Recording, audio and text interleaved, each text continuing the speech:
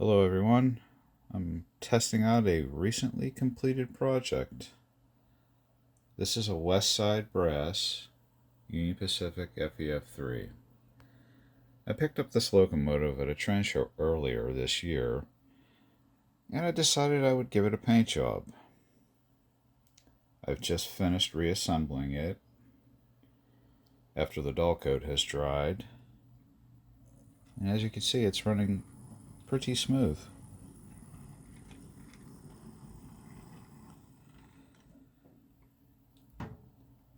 I gave the locomotive the number 838 as a tribute to the other FEF-3 owned by Union Pacific, which is unfortunately just a parts source for the famous 844. I still have to get the marker jewels and the headlight lenses in,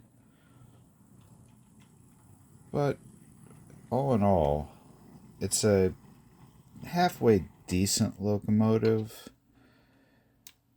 but not very detailed by today's standards.